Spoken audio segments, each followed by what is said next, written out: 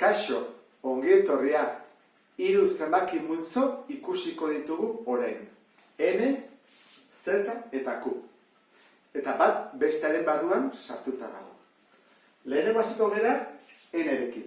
Hori zenbaki arruntak dira edo naturalak. Jarri dezagun, N multzoa. Eta zeintzuk sartzen dira? Arruntak dira batetik aurrera dihoazten zenbaki osoak izan daiteke. Bat, izan daiteke 5, izan daiteke 2019, izan daiteke 502, edo zenbaki oso eta batetik aurrera. Hori dira arruntak. Arruntak daude beste multzoa handiago batean sartuta. Z multzoa. Z multzoa da osoen multzoa.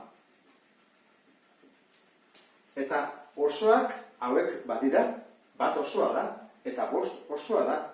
Baina badaude oso gehiago. Zeintzuk negatiboak, adibidez, -3. -3 zetakoa da, hau da osoa da, baina ez da arrunta. Eta -8, edo -2000, eta gehiago ere bai. Infinito arte. Izan badute. Hemen negatiboa daude, eta hemen positiboak. Eta dago zenbaki bat, 0a. Hori dun dago, hemen edo hemen. Ez da arrunta. Eta osoa bai, hemen jarri bat dugu. 0a hemen dago, Z-aren barruan. Baina ez N-ren barruan. Eta gero, orain Q geltzen zaigu. Q. Multzo handiago bat. Eta Q zenbaki arrazionalen multzoa da. Arrazionalak dira, zatiki moduan jartzeko aukera dugula.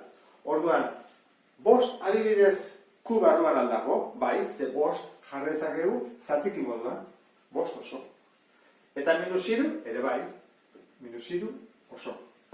Eta zeintzu daude hemen barruan ez, adibidez, 3 laurden, 3 laurden zatiki bat da.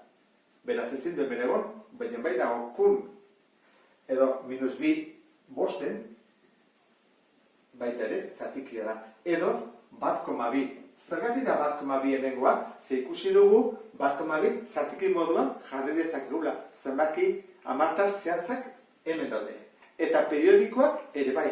Bai mistoak, adibidez hau jarko dut.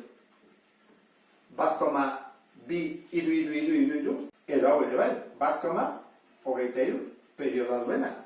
Hau denak Q daude. Baina ez Z-ak eta ez N.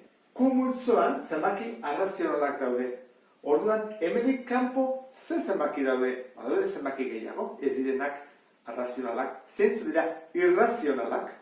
Irrazionala izan daiteke adibidez 1,02, 0,3, 0,4, 0,5, infinito arte. Zergatik, zenbaki hamartar ez zehatza eta ez periodikoa delako. Baita edago pi zenbakia. Edo erro bi. Hemen, zenbaki asko dago. Infinito. Orduan, hori ere aztertu beharko genuke. Orduan, hauek dira zenbaki arrazionalak, zatiki moduan jartzeko aukera ditugunak, eta kanpoan zenbaki irrazionalak.